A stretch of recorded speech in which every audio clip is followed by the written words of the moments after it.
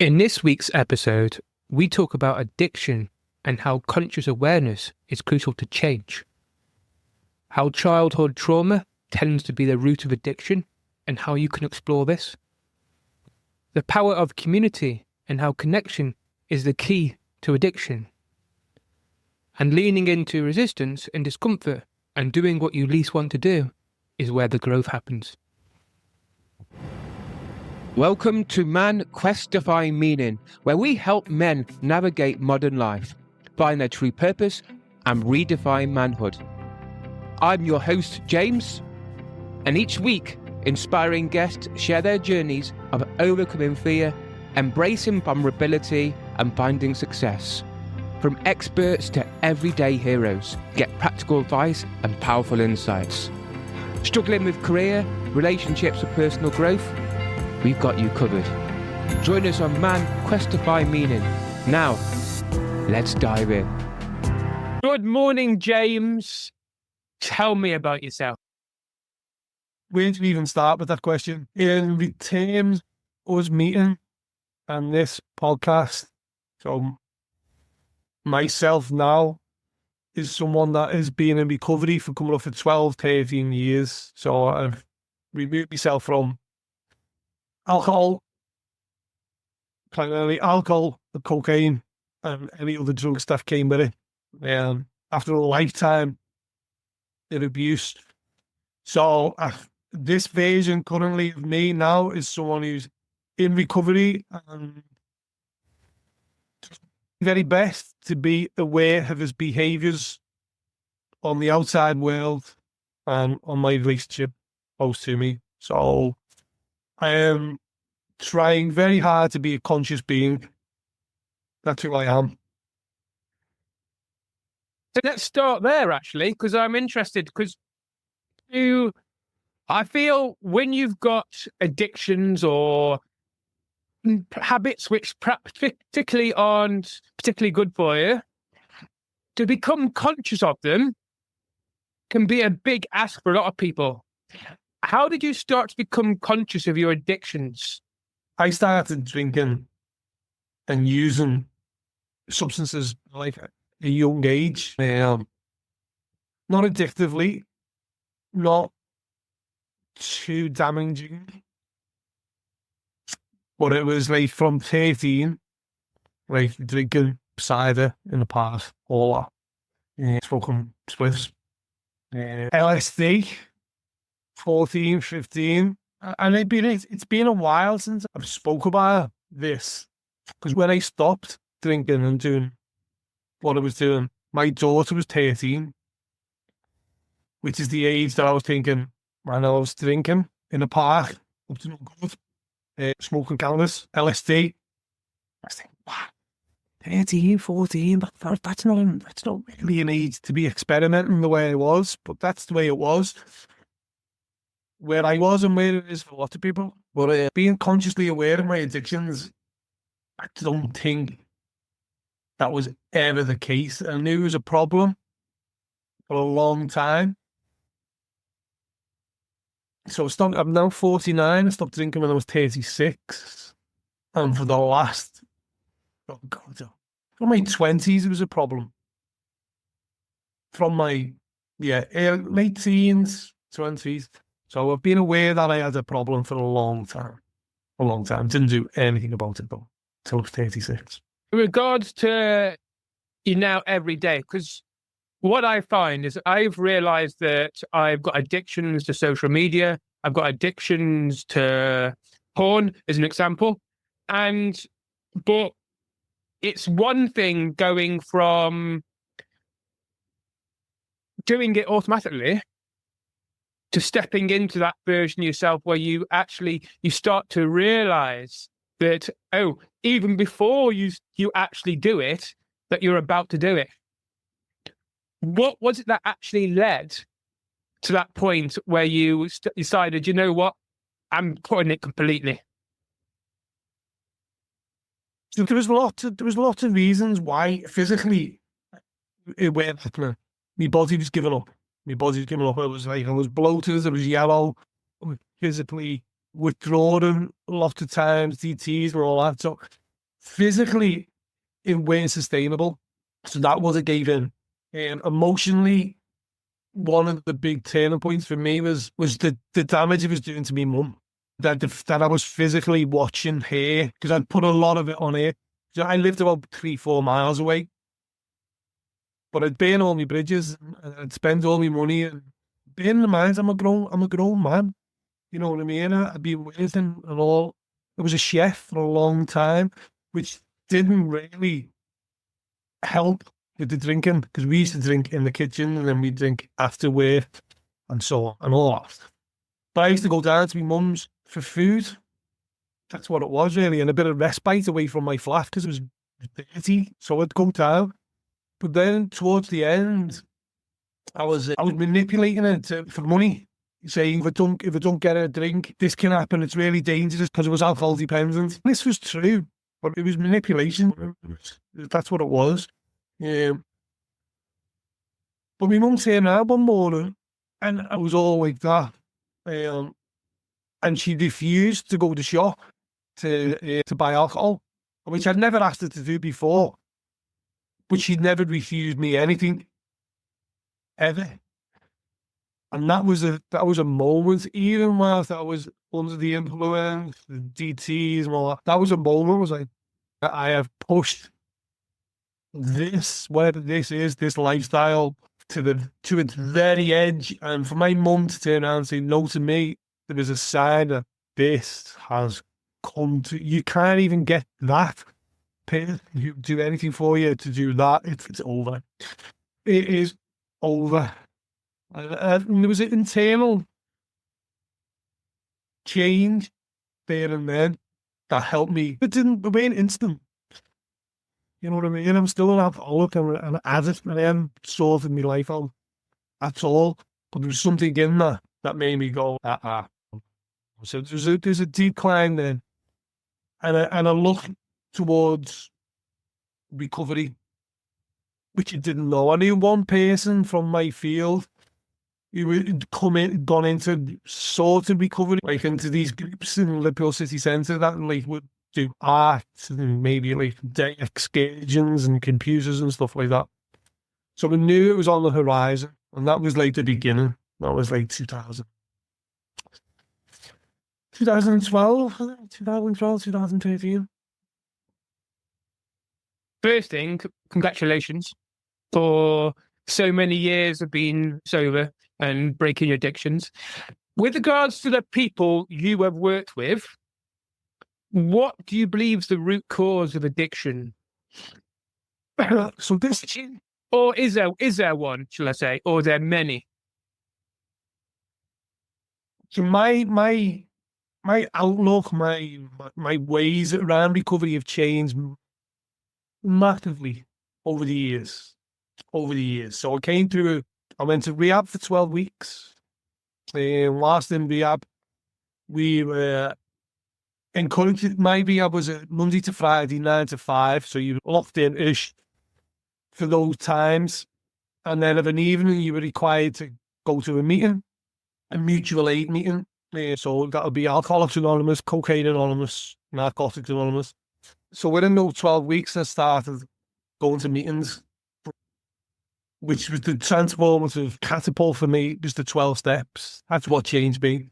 So I was very studious. I was completely engaged in the program. I lived from the book of Alcoholics Anonymous. Every single word in it spoke to me, for me, helped me. I've done it to the letter. It says if you don't want to drink and use again, then follow these principles. And I've done that because I didn't not want to go back. Fast forward again, 5 years ago, I went to plant medicine, iboga initially, ayahuasca, a couple of sit-ins, mushrooms, cannabis, psychedelic. I've used all these modules to further my understanding of myself and the world, not necessarily addiction. I've come more towards GABA mate. I don't know if you're familiar with his work, or GABA mate. as they call in the Liverpool, Gavin mate. He will say, show me an addict, an alcoholic, and I will show you someone who didn't have a happy childhood. And I was like, nah, not having that. I had a happy childhood, I had this and this. And there was a friend of ours, she's a doctor, and she trained in compassionate inquiry, which is Gabor Mate's module. And the opening question for the compassionate inquiry, which I knew because I worked with this woman, I was on a retreat with her, and it was on the full hit, so I knew it was coming. So the opening question is simply, tell me about your happy childhood. So I knew that was coming. And I rushed. We live up on the north coast here. Can't see, intends to show out the window there. There's the Atlantic Ocean. It's amazing, but it doesn't go any further. So we were rushing back up for this appointment with this woman that I was. Sat down on Zoom again, and all the Zoom gremlins couldn't get in. And, oh. Said, okay, James, come on, just compose yourself. Breathe with me. I'm into the so settled. Tell me about your happy childhood.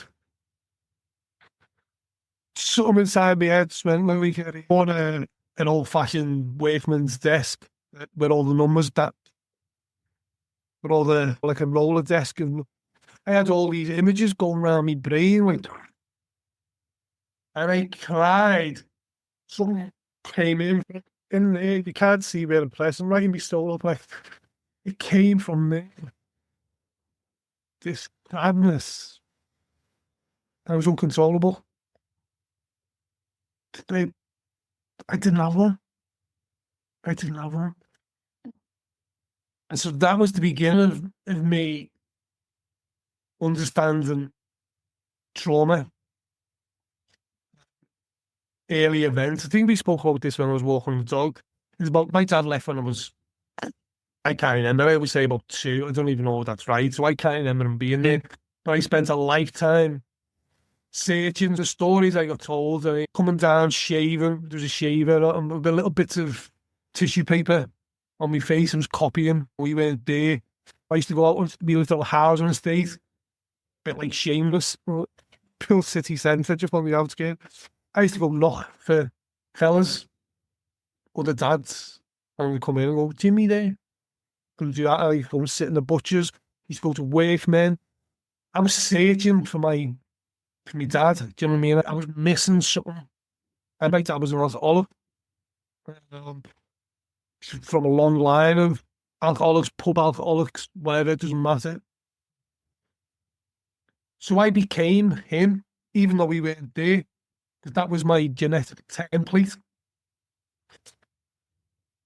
I mean, I can speak for myself. I can only ever speak for myself. But I mean, obviously, it's hard to ignore the hundreds of people, maybe more thousands of people I've sat and work with, that all come. I can't generalize, but childhood trauma. You would not do these things if you were happy, stable, and cared for and loved, and you just wouldn't. So early childhood trauma has the massive impact on people's self-soothing. Do you find that's quite a common thing with the people that you work with? I can pretty much go straight there with people.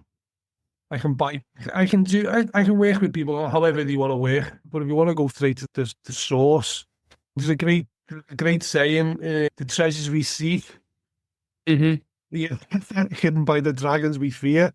So there's that as well. With addictions, if you want to move away from it, then be prepared to do the things you don't want to do. What I can say to people, what is it you don't want to do to get clean and sober? In those terms, but one of the things you don't want to do to stop drinking. Or what do you, I know I'll go, okay, well, that's what you do. Yeah.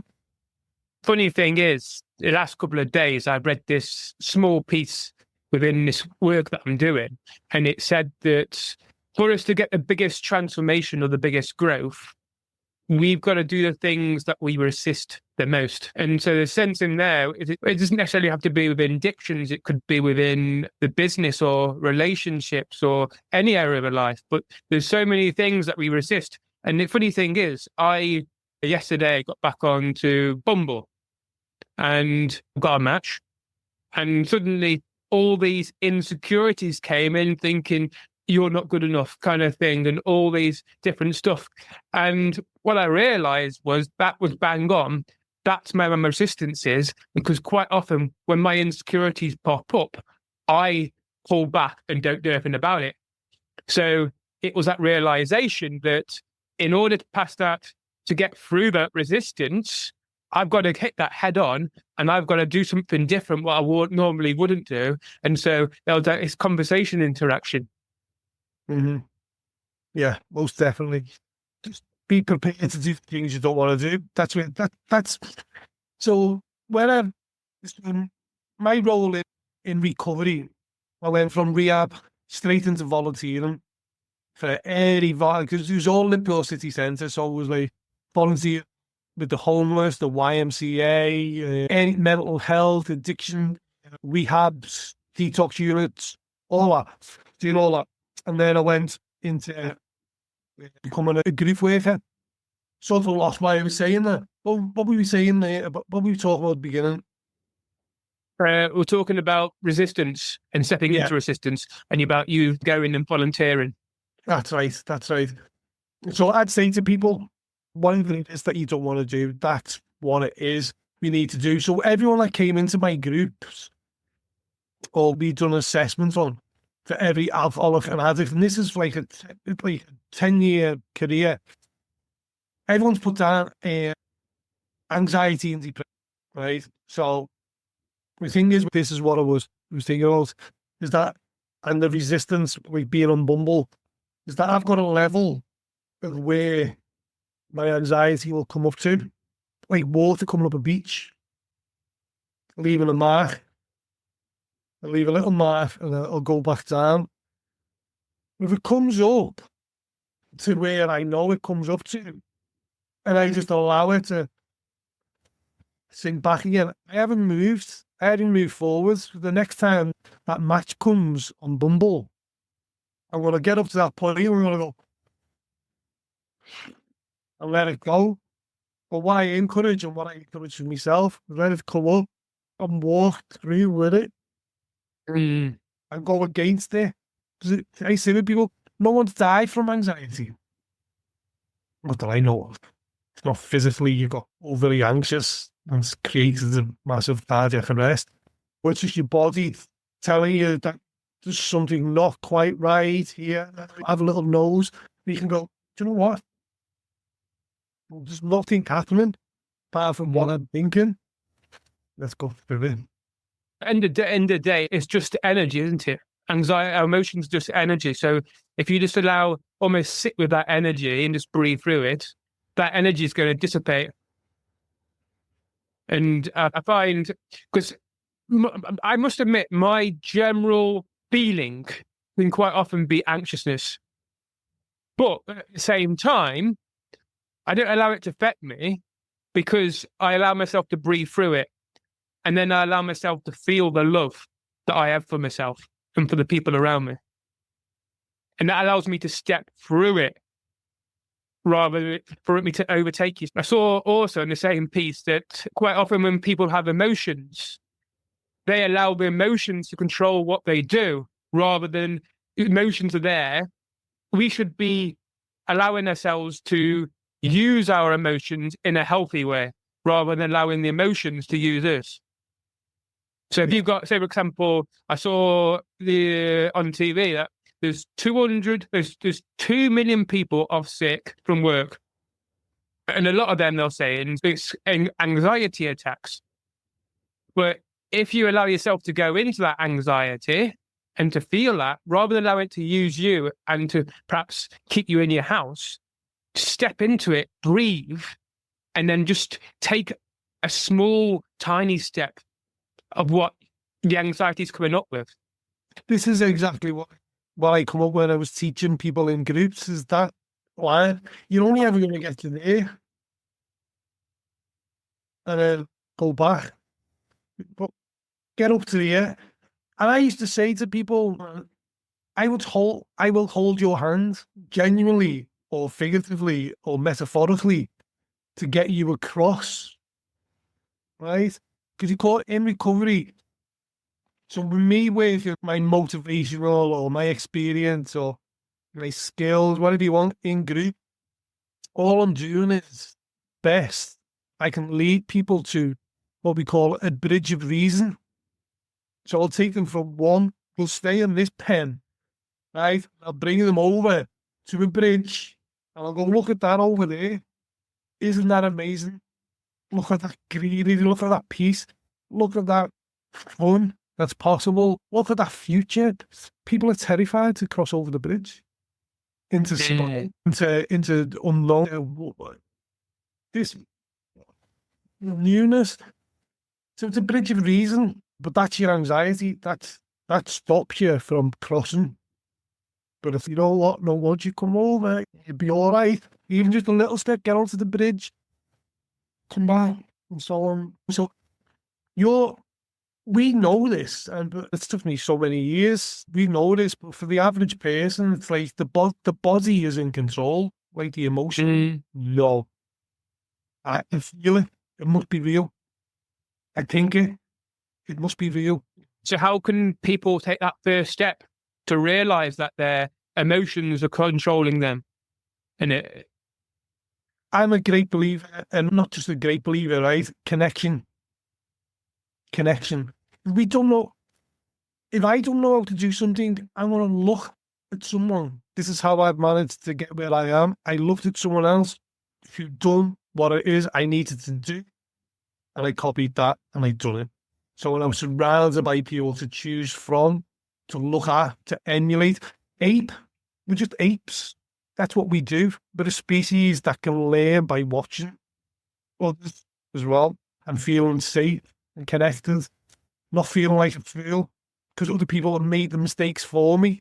Do you know what I mean? I'm not going to do that because he done that, or he told me. Never shown anything. We had this conversation.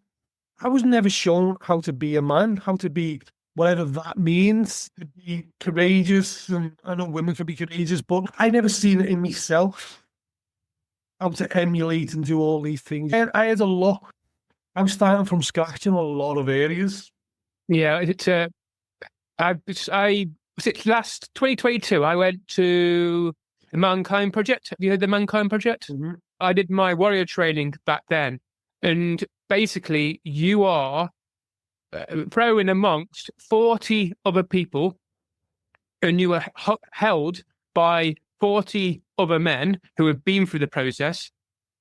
And within that weekend, the warrior training, you get to witness yourself and others go through a process of completely transforming their lives, from understanding who they are, allowing yourself to go into your emotional self. You're able to look other men in the eyes and really connect for the very first time. And within that weekend, I had quite a profound realization that when you are around other people where you want to be, there's a sense of really stepping into that version of yourself. Yeah. And so you're right, having that connection with people who are where you want to be, but also taking yourself away from perhaps your environment that you're already in and stepping in, just seeing perhaps a person in the distance, how he's acting.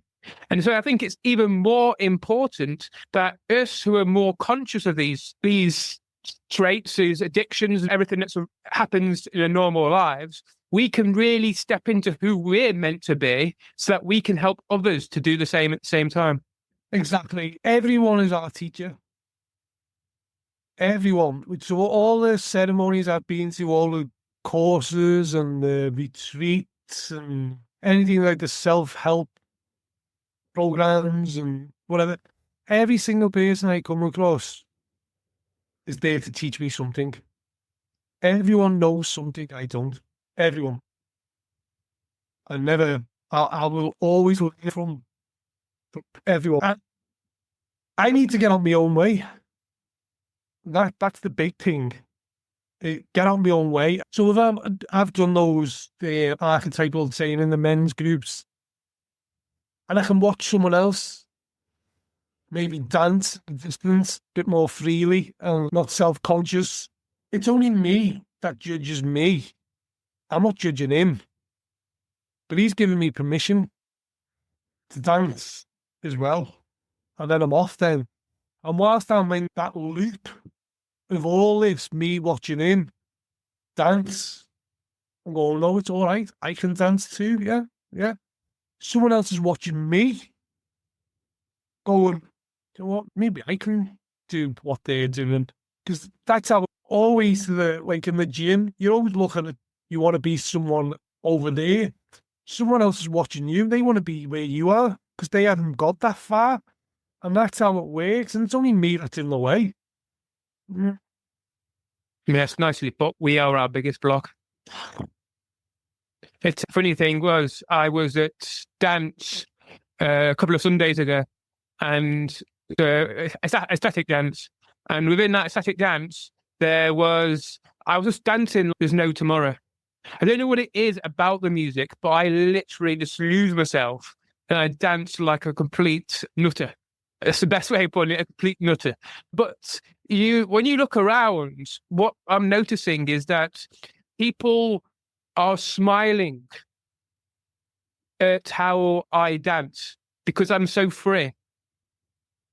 And it's that realization that in that moment, you are allowing other people to be just as free as you. And then there'll be people who I look up to who can allow me to be as completely free as them. Yeah. And a lot of goes. Yeah. A lot of goes. So I would be one of those people smiling, dancing so freely. That's one of the restrictions I've still attached to myself. You will know it in public, or if you're in a static dance together, you wouldn't know it. But I still restrict myself. And then I'd watch it. Because we've got, maybe they're on the North Coast, but we've got like a space in Belfast called Body Conscious on a place called Botanic Avenue, which is just like the student area of Belfast. It's a real cool, it's a nice area. Botanic Park at the end. But we'll all events in there, and one of them is contact improv. I'm sure you. But there's a girl in there. She's a musician. She's contact improv singer. She's a practitioner, a body worker. She's so talented. But I watch her do all these things, and I think maybe she does a little bit. You know what I mean? But she's like, no, F's given. That is like freedom. That is freedom because no one's asked. No one's asked apart from myself. I love it. It's taken me 3 years to get to this point where I can, and I still now and again get into my head, but it's a long process of really going to the events like this. And so this tails quite nicely back into addictions, because obviously once you start to overcome addictions, it's not going to be a straight path. Yeah. There's going to be bumps in the road. And it's this idea that if I use the idea of watching porn, I might have 4 or 5, maybe a week of not doing anything, and then I'll get thrown back into it all.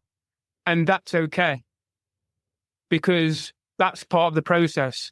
And it's becoming conscious in that moment, maybe after it's happened, that what was it that actually made me do that? And then eventually you'll just keep moving on to the next thing. And I'm going to do Graham Waterfield's course on sexual energy and all that kind of stuff. So I feel that's the next stage for me. But it's that realization that when you hit a bump, it's okay. But it's about getting back up again and going again. So it's quite easy at that point to say, do you know what? I'm going to stop. I can't be bothered. I've fallen. I'm going to stop. But as a baby, if you fall over when you're trying to walk, are you going to stop? No. You're going to carry on. So why do we stop when we should be trying again and again? I feel that if we're doing any of this on our own, if we have identified the problem and then try and figure it out on our own, then that seems to be the pattern.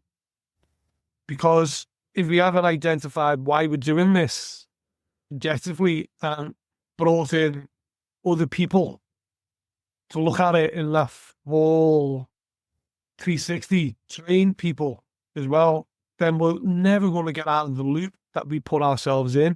It's like one of the Einstein or someone said, we can't think ourselves out of a problem that our mind has created. The same mind can't come out that created the problem. So I need to be around others. So that's why AA and other ones and other groups are so powerful. Connection. Definitely. Yeah. And not all, quite contentious for some people, AA and CA. They'll always go on about it's religious. It's not. The book was wrote by an atheist, an agnostic. It clearly states in the book that it uses the word God as a term of convenience for you to change. Talked about the spiritual experience that Carl Jung spoke about in order to be transformative with an alcoholic, with someone else with other behavioural issues.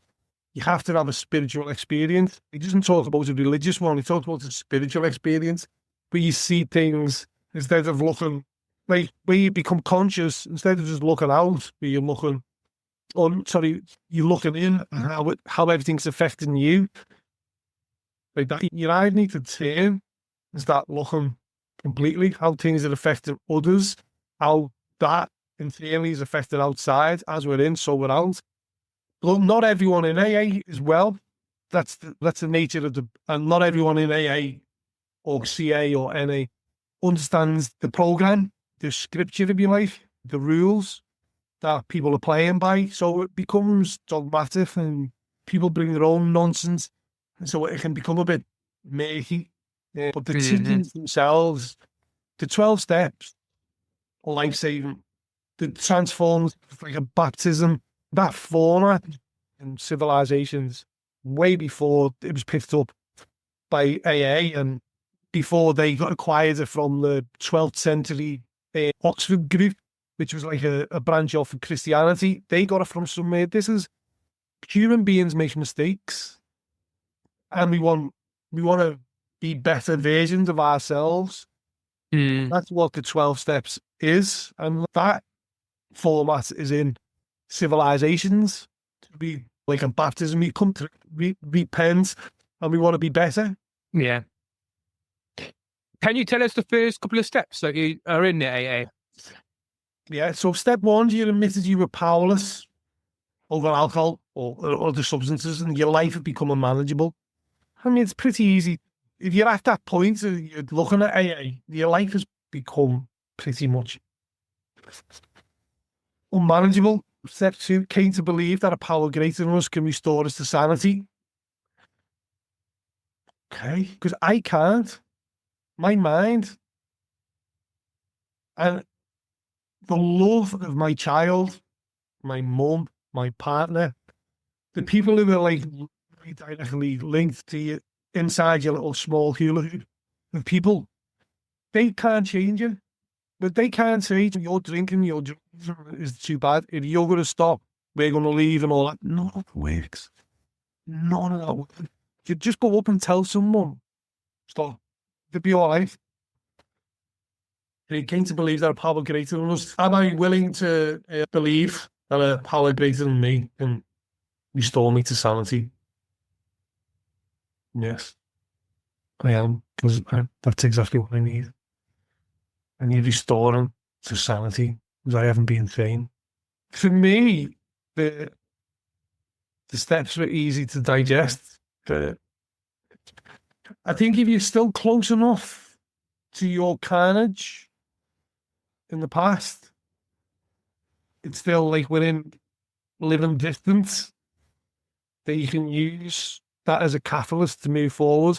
A lot of people won't do that. They won't look back. With a little bit of grace now, life seems to be a little bit better. I'll carry on. He's going even towards the inevitable downfall.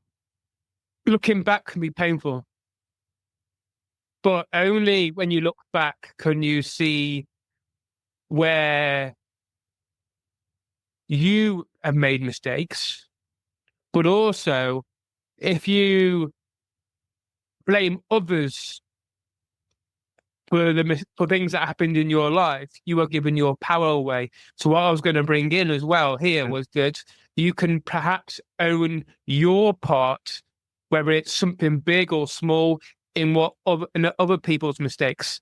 So then suddenly you bring the power back to you. Yeah. Within the 12 steps in the book, it talks about only ever cleaning your side of the street.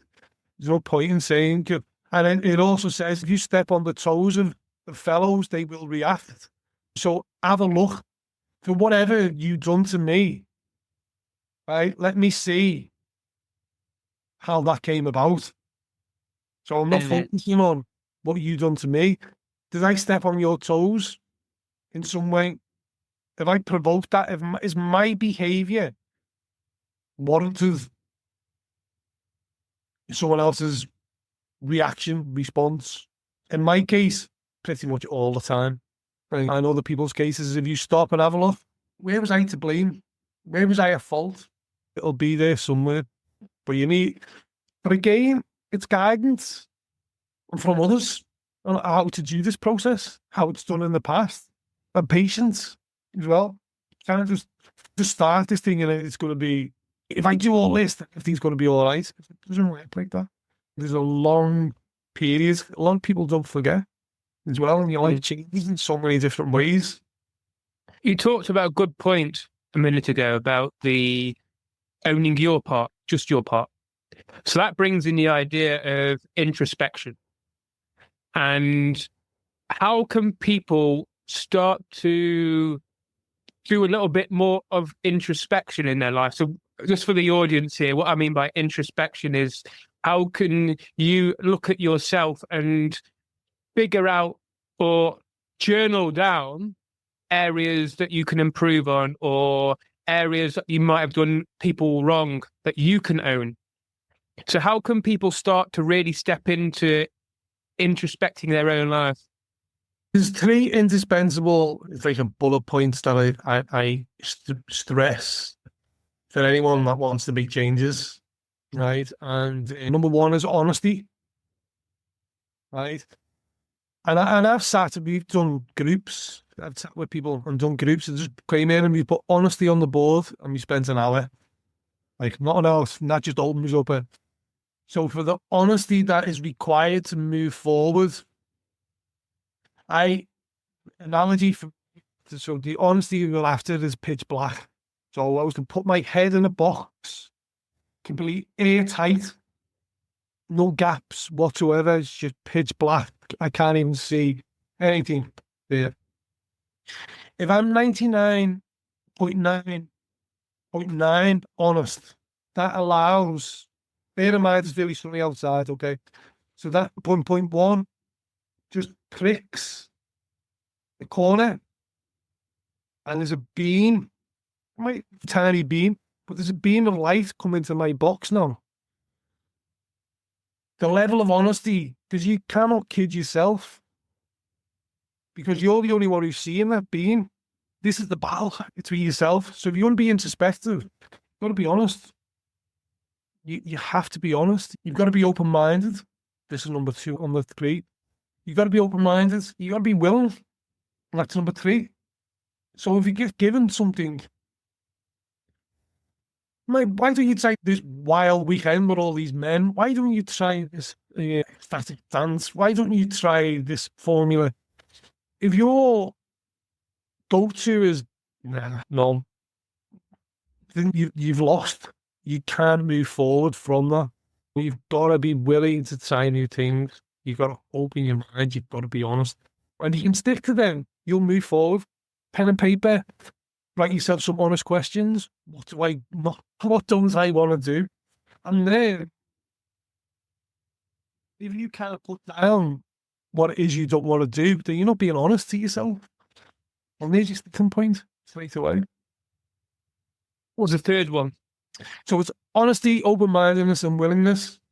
Oh, yeah, willingness, okay. You put open-minded and willingness together.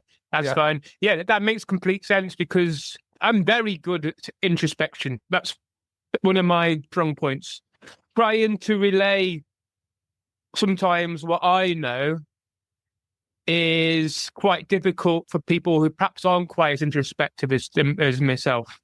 And so getting another point of view and another way of introspecting is always a good thing. Definitely don't go on, you obviously you can take your own advice, but at the beginning, unsure and you're looking to make changes, then there's plenty of people out there. Obviously, you're going to find someone you can trust. That, going back to what I said at the beginning, there's always someone who knows something I don't, who's got lived experience of that. And I need that. There's a great analogy, which I am going to put to animation. I spoke to friends of mine who do animation, but this was told to me a few years ago, is that being an addiction is like being in one of those really old-fashioned wells, like a fairy tale, like the circle on with the wheel at the top, but you're right at the bottom, in the dark, again, like that, surrounded by your own misery you've created. And then there's the gap at the top, and you just see sunlight, and then people will come over, your friends will come over, because you're in a bad way, and they'll pop their heads over, and you'll see them, and they'll either throw a little bag in, something, if you're lucky, some cans, or just share a few jokes. But they're off. And then the drinking drugs are gone again. You're still there. Doctors will come and look over. You might float a little prescription down, it's antidepressants or whatever. It's just pointless the amount of people on antidepressants and still drinking copious amounts of alcohol. That's another point. Psychiatrists will come over and they'll look on and maybe drop a formula in or something for you to keep thinking about. But you're still stuck. But when another addict or alcoholic, clean and sober, they can jump in. And then initially you think, that's us screwed now because the two of us stuck. The other one says, no, it's not, because I know the way out. I can shine a little torch on the foothold here, another one there. Come with me, hold on tight, trust me. Let's go up together and let's come out. And you come out, it's all bright and scary and there's too many people and you don't know where to put your hands. But that's another journey. But initially, I need someone to show me the way out, show me how they done it. And then I go, because we all know how to do lots of things. We're very capable. But when we don't know how to do something, that creates that fear of being stupid. You know what I mean? For me, self-conscious, being judged. All these internal judgments come up. But when someone else is carrying me and showing me it, I can relax a little bit then and say thank you. And I can start helping others from the little journey I've done that they don't know. Pull them forward. And then people pull me forward and I keep pulling them forward and then so on until we're out of sight. So in regards to emotions like shame and guilt, what kind of role do they play in addictions? And if somebody does have shame and guilt, how can they move past them? So in my experience, again, I'll tell you, I always speak for myself, the formula is within the 12 steps. You have to confront being like a strong word, but you've got to look at what it is that you're guilty, your guilt's coming from, your shame is. There's no point in just, it's there. Let's look at it correctly. Let's figure this out. Don't avoid it. Yes, I have been in so many situations. I have done so many things where people will just go, and I mentioned them. Like, I've lost control of my bowels. I was a fully functioning alcoholic, alcohol dependent for a long time. Thinking the nasty cider, it just goes right through your guts, right through. Even the smell of it, it's like that frosty jack. It just worked. So I've done things that people just die of shame even when I speak about them. But if you can't go back and look at it, it's that resentment or that emotion. So it's that emotion, like in circular motion, it's emotion, isn't it? So it's all. If I don't go look at it, every time I think about it, I'm going to feel it. But the more I do it, the less and less it gets. Do you know what I mean? I think is people aren't Yeah. That relates because as long as you have shame and guilt and you do nothing about it, every time something like that happens, it's going to have complete power over you. It's going to feel a gut wrench maybe in your stomach, or that sense of, oh, I'm going to hide away. But if you approach it and look at it in a deep way, then it loses its power. Perfect example is you can sit there and talk about all this and not flinch. And I feel as though I'm very similar with regards to myself with the idea of porn. Before, perhaps 10 weeks ago, I couldn't mention the word without feeling guilt and shame. But now that I'm looking deep into it, that guilt and shame no longer has any power. I can talk about it, and there might be a little bit of embarrassment, but that guilt and shame of doing it is gone, which is why I can talk about it so openly. Yeah. And then once you start talking about it openly, you realise you're helping others and you're moving away. And you're moving away. You go, oh my God, that's all it was. One of the big learnings for me at the beginning in recovery is someone actually said to me, do you know what? You're not that important. What? What? No, people aren't asked really about what's going on for you. You are. Close circle or something like that. But people have got their own shit going on, and people are going to be getting on with their own lives, and they're not going to be dwelling on what you did or didn't do, or how you feel because of this and that. If today's headlines is tomorrow's fish and chip paper rant, it's just, it doesn't matter. So once I got over that, it did take me a little bit of, oh, you cheeky bastard. Maybe I can't do, I think I am. So for those people who perhaps are alone and are going through addictions at this moment in time and are willing to take that first step, what can they do? Question. Reach out. Have to reach out. I have been working within this field since 2013, 2014. I have never come across anyone that's managed to pull themselves out of it on their own. I've witnessed some really sturdy people that have pulled themselves to places no longer doing as bad as what they did previously. But unless you unearth, go back to source, the inevitability of creating that same problem again and again will happen. Reach out. I would say reach out. Reach out. Find someone. Reach out. Open up. We're only as sick as our secrets. That's it. And they can only flourish in the dark, like mushrooms. They'll grow in the dark. But you say you feed them shit, keep them in the dark, and then they flourish. That's what happens. I don't know about you, but I find I know that I have porn and social media addictions for me. Quite often it's to do with numbing pain. How can somebody lean and learn to sit with this pain? Because I think sometimes within pain, it's this discomfort. So how can people start to really sit with that discomfort? Passionately, I feel to be around others who understand is the beginning of being able to sit with it.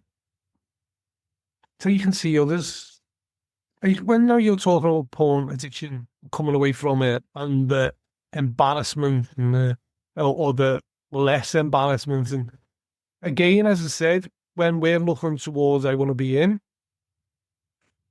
someone's looking towards wanting to be us. So it's that collective, that support, because we're all one.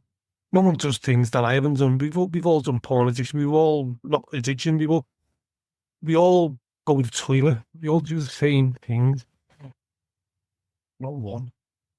So the key message is to reach out and define a community who can help and support you through it. Connection. Definitely. So for those who don't know you, what do you do and how can they get in contact with you? So I will help people online. You can find me at jamesbanksaddiction@gmail.com. James Bank Addiction on Instagram. People in Belfast, I run a free support group every 2 weeks.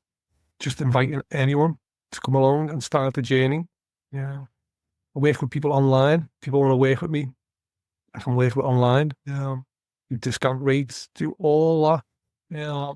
My style is I always encourage people to get out and find the community, their tribe.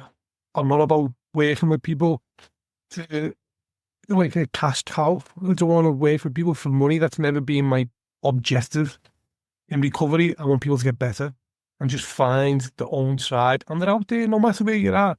There's people out there. There's always AA and CA, but there's men's groups, there's women's groups, there's support groups, sports groups, there's singing, there's ecstatic dance, there's so many different things. Because the addiction is just it's the lowest form of the Russian doll. That's what that is. It's that, or it's whatever you do, it's that. I'm just encouraging you to come out, and coming out, this is where you learn how to be. All the things you can't do in life, you learn how to do them in safe environments. Eventually you become a fully Russian doll. You'll be that version, which can still go down if you start being dishonest. That's the big one. You come down. You can be honest and then come back home. But if people want to work with me, you can find me at James Banks Addiction. That's fine. But that's my style, if you like. Yeah. Encourage people to go get it in the world. Don't stay with me. You know what I mean? I'll bring you to the place that you can do it on your own. And then take the stabilizers off and go. You need me, go. Yeah. That's what life is. Thank you, James. Thank you, James. Thank you.